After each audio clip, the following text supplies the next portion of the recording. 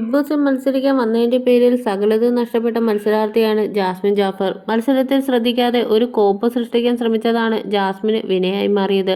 പുറത്ത് വലിയ വിമർശനങ്ങൾ വന്നതിനു പുറമെ ജാസ്മിനുമായി വിവാഹം ഉറപ്പിച്ചിരുന്ന ആൾ ആ ബന്ധത്തിൽ നിന്ന് പിന്മാറുകയും ചെയ്തു. മാത്രമല്ല, മത്സരത്തിൽ സുഹൃത്തുക്കളായി കൂടെയുണ്ടായിരുന്നവരെല്ലാം പുറത്തുപോയതോടെ ആരുടെ കൂടെ നിൽക്കണമെന്ന കൺഫ്യൂഷനിലാണ് ജാസ്മിൻ. ഇത്രയും കാലം ശത്രുവെന്ന് കരുതിയ ജിൻഡോയുടെ കൂടെ തമാശ പറഞ്ഞു നടക്കുന്ന ജാസ്മിനെയാണ് ഇപ്പോൾ കാണാൻ സാധിക്കുക. ഇതിനെ പരിഹസിച്ചുകൊണ്ടാണ് ബിഗ് ബോസ് പ്രേക്ഷകരിൽ ചിലർ എത്തിയിരിക്കുന്നത്.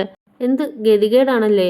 അന്തം ഫാൻസ് ഇവിടെ ധീരവനിതയെന്നും അയൺ ബോക്സ് ലേഡി എന്നുമൊക്കെ ആഹോരാത്രം തള്ളിമറിച്ച് പെടാപ്പാട് പെടുമ്പോൾ കുട്ടിയവിടെ ജന്മശത്രുവിന്റെ തോളിൽ കയറിയും പിച്ചിയും മാന്തിയും കുട്ടിക്കരണം മറിഞ്ഞ് ഫാൻസിനെ തന്നെ നാണം കെടുത്തുന്നു.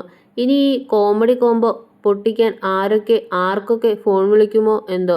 വല്ലാത്ത ജാതി തന്നെ. ജാസ്മിൻ ആരാണ് എന്താണ് എന്നൊക്കെ നമുക്ക് എല്ലാവർക്കും അറിയാം, കണ്ടതാണ്. ഇത്രയും നാൾ ഇല്ലാതിരുന്ന ഒരു തമാശയും കളിയും ചിരിയുമെല്ലാം ഇപ്പോൾ എന്തിനാണെന്നും അറിയാം. വേറെ ആരും ഏഴെഴുത്ത് അടുപ്പിക്കുന്നില്ല. നോറയ്ക്ക് എന്തൊക്കെയോ പൂർവ്വകാല ചരിത്രം അറിയാം. അതുകൊണ്ട് നോറയെ ആദ്യമേ പിടിച്ച് ആസ്ഥാന കള്ളിയാക്കി പ്രഖ്യാപിച്ചു. ഇനിയിപ്പോൾ നോറ എന്തു പറഞ്ഞാലും കുഴപ്പമില്ലല്ലോ. സിജോയും അഭിഷേകും എന്തിന് അർജുൻ വരെ അണ്ണാക്കിൽ പിരിവെട്ടി എയറിലേക്ക് പറഞ്ഞുവിട്ടു. മറ്റു പെൺകുട്ടികൾ പോലും അടുപ്പിക്കുന്നില്ല. അവസാനം ജിൻഡോ മാത്രം. പക്ഷേ ഇത്രനാളും ഏറ്റവും നികൃഷ്ടമായി ഏതൊക്കെ രീതിയിൽ ദ്രോഹിക്കാമോ അതെല്ലാം ചെയ്ത് സ്വയം വെള്ളപൂശി നടന്ന ഭൂലോക അലമ്പി, നിനക്ക് നാണം ഇല്ലെന്നറിയാം. എങ്കിലും അല്പം ഉളുപ്പുണ്ടെങ്കിൽ ഉള്ളതാണ് നല്ലത്. ജിൻഡോ ഗെയിം കളിക്കുന്നു അന്തസ്സായി. പക്ഷേ അയാളുടെ മനസ്സിൽ വെറുപ്പോ വിദ്വേഷമോ വൈരാഗ്യമോ ഒന്നുമില്ല.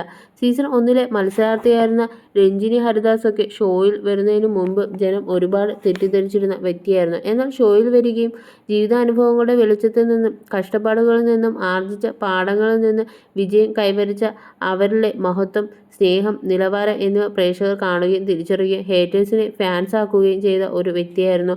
എന്നാൽ ജാസ്മിനെ പോലുള്ള മത്സരാർത്ഥികൾ ഇതിന്റെ നേരെ ഓപ്പോസിറ്റായി ആണ് കാണപ്പെടുന്നത്. പുറത്തു വലിയ വീരവാദങ്ങൾ മുഴക്കി പെർഫ്യൂം അടിക്കില്ല, തട്ടമിടാതെ വെട്ടത്ത് വരില്ല, ആ ഇക്കയില്ലാതെ ചോറുണ്ണില്ല, ഈ ഇക്കയില്ലാതെ വെള്ളം കുടിക്കില്ല, ഷോയിൽ പോകുന്നത് അതിനൊന്നുമല്ല. ചാനലിന് വേണ്ടത് റേറ്റിംഗ് മാത്രമാണ്. ജാസ്മിൻ ഇത് കഴിഞ്ഞ് എന്ത് ചെയ്യും എന്നതൊന്നും ചാനലിന്റെയോ കമ്പനിയുടെയോ വിഷയമല്ല. അത് എന്നും ഷോ തുടങ്ങുന്നതിന് മുമ്പ് ആദ്യമേ തന്നെ എഴുതി കാണിക്കുന്നുണ്ട്.